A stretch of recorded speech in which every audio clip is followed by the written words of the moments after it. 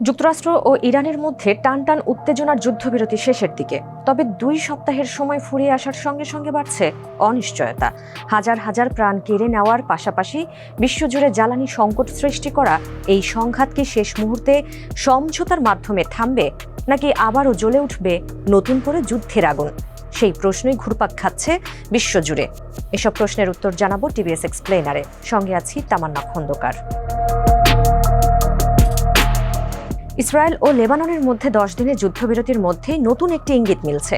Iran জানিয়েছে Hormuz প্রণালী বাণিজ্যিক জাহাজ চলাচলের জন্য খুলে দেওয়ার বিষয়টি বিবেচনা করছে তারা, আর এই বিষয়টি পরিস্থিতি শান্ত হওয়ার সম্ভাবনার পালে হাওয়া দিচ্ছে।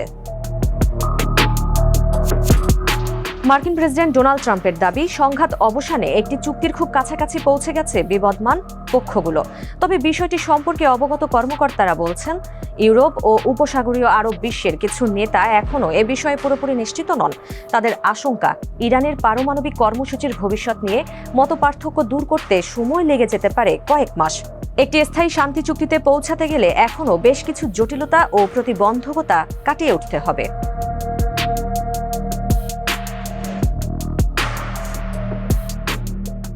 যুদ্ধ শুরুর পর ইরান এই গুরুত্বপূর্ণ জলপথের প্রবেশাধিকার সীমিত করে দেয়। স্বাভাবিক সময়ে এই পথ দিয়ে বিশ্বের মোট তেল ও তরলকৃত প্রাকৃতিক গ্যাস সরবরাহের প্রায় 1/5 পরিবাহিত হতো।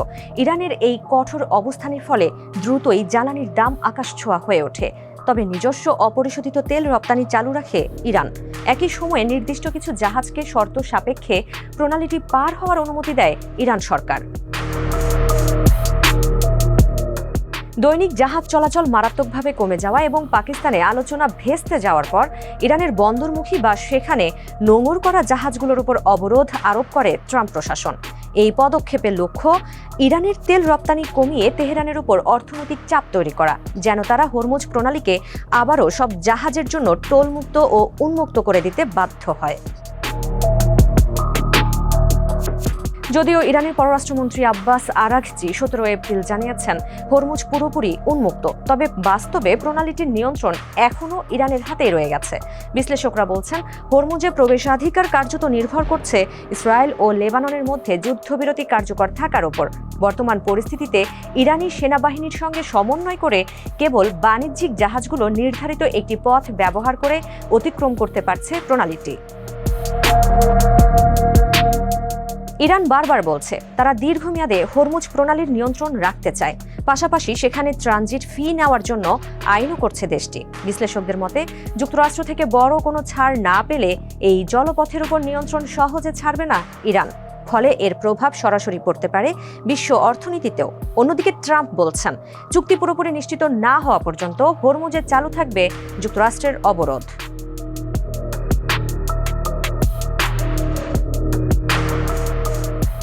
ডোনাল্ড ট্রাম্প দাবি করেছেন, ইরান তাদের পারমাণবিক কর্মসূচি পুরোপুরি বন্ধ করতে রাজি না হওয়ায় পাকিস্তানে অনুষ্ঠিত আলোচনা ব্যর্থ হয়েছে। যুক্তরাষ্ট্র পারমাণবিক অস্ত্রমুক্ত ইরানকে দেখতে চায়। অন্যদিকে ইরান দীর্ঘদিন ধরে বলে আসছে তারা কখনোই পারমাণবিক অস্ত্র তৈরির চেষ্টা করেনি, কেবল বেসামরিক উদ্দেশ্যেই ইউরেনিয়াম সমৃদ্ধ করেছে তারা। তবে তেহরানের এই দাবি বিশ্বাস করতে পারছে না পশ্চিমারা। ইরানের ইউরেনিয়াম সমৃদ্ধকরণ কার্যক্রমের উপর একটি নির্দিষ্ট মেয়াদের স্থগিতাদেশ নিয়ে আলোচনার সম্ভাবনা নাকচ করে দিয়েছেন ট্রাম্প। দাবি করেছেন, ইরান তার পারমাণবিক কর্মসূচি অনির্দিষ্টকালের জন্য স্থগিত করতে সম্মত হয়েছে।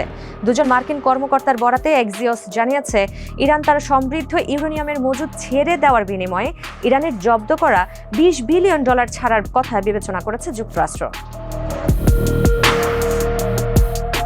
জাতিসংঘের পারমাণবিক নজরদারি সংস্থা 2025 সালের জুনে ইরানের ইউরেনিয়াম মজুদ যাচাই করতে পেরেছিল। পরিদর্শকদের তথ্য অনুযায়ী তখন ইরানের কাছে 60% সমৃদ্ধ প্রায় 441 কিলোগ্রাম ইউরেনিয়াম ছিল। বিশেষজ্ঞদের মতে, এই পরিমাণ উপাদান আরও পরিশোধন করা হলে প্রায় 1 ডজন পারমাণবিক বোমা তৈরি করা সম্ভব।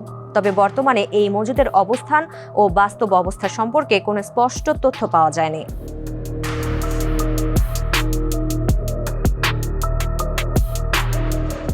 এদিকে ইরান সমর্থিত হিজবুল্লাহ যোদ্ধাদের বিরুদ্ধে লেবাননে আগ্রাসন চালাচ্ছে ইসরায়েল। বিশ্লেষকদের মতে, এই আগ্রাসন ইরানের সঙ্গে যুক্তরাষ্ট্রের বৈরিতা অবসানের প্রচেষ্টাকে ব্যাহত করবে মারাত্মকভাবে। ইরানের উপর হামলা 2 সপ্তাহের জন্য স্থগিত করার বিষয়ে যুক্তরাষ্ট্রের সঙ্গে ইসরায়েল একমত হলেও শুরুতে তারা লেবাননে হামলা অব্যাহত রাখে।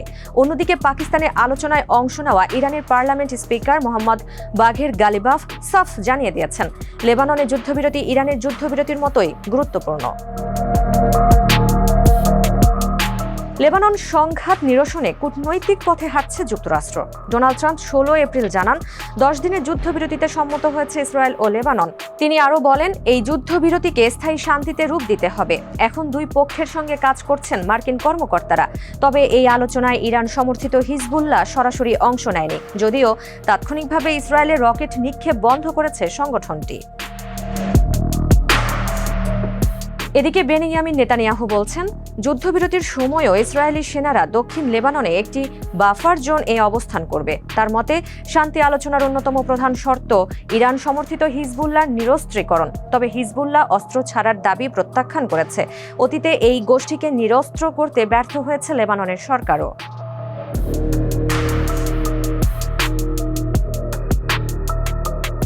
যুক্তরাষ্ট্র চায় ইরান যেন তাদের ব্যালিস্টিক ক্ষেপণাস্ত্র কর্মসূচি সীমিত করে। ওয়াশিংটনের মতে, এসব ক্ষেপণাস্ত্র বড় ধরনের সামরিক হুমকি তৈরি করছে, কারণ এসব ইরানি ক্ষেপণাস্ত্র মধ্যপ্রাচ্যের বাইরেও আঘাত হানার সক্ষমতা রাখে।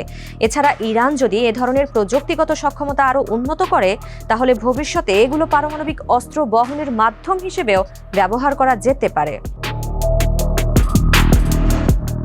লেবাননের হিজবুল্লাহ এবং ইয়েমেনের হুতিদের অস্ত্র ও অর্থায়ন বন্ধের জন্য ইরানের কাছে দাবি জানাচ্ছে ট্রাম্প প্রশাসন। এই দুটিকেই সন্ত্রাসী সংগঠন হিসেবে দেখে যুক্তরাষ্ট্র, আর মধ্যপ্রাচ্যে নিজের প্রভাব বিস্তারের জন্য এই প্রক্সিগুলোকে ব্যবহার করে ইরান। শান্তি চুক্তির জন্য কিছু শর্ত সামনে এনেছে ইরান। এর মধ্যে আছে নিষেধাজ্ঞা তুলে নেওয়া, যেটিতে অতীতে আংশিকভাবে সম্মতি জানিয়েছিল যুক্তরাষ্ট্র। তবে আরও কিছু দাবি রয়েছে যা সহজে পূরণ হওয়ার সম্ভাবনা কম। এর মধ্যে আছে যুদ্ধের ক্ষতিপূরণ এবং এই অঞ্চল থেকে মার্কিন সামরিক বাহিনী প্রত্যাহারের দাবি। যুদ্ধ থেকে বেরিয়ে আসার উপায় খুঁজতে রাজনৈতিক ও অর্থনৈতিক চাপের মুখে আছেন ডোনাল্ড ট্রাম্প। বিশ্লেষকরা বলছেন, এই পরিস্থিতিতে ট্রাম্প তার কিছু কঠোর অবস্থান থেকে সরে এসে আপোস করতে পারেন। এছাড়া এই সংঘাতের প্রভাব যুক্তরাষ্ট্রের অভ্যন্তরেও পড়েছে। 2022 সালের পর প্রথমবারের মতো যুক্তরাষ্ট্রে পেট্রোলের দাম প্রতি গ্যালন $4 ছাড়িয়ে গেছে, যা বছরের শেষের দিকে অনুষ্ঠিতব্য মধ্যবর্তী নির্বাচনের আগে তৈরি করছে বাড়তি চাপ।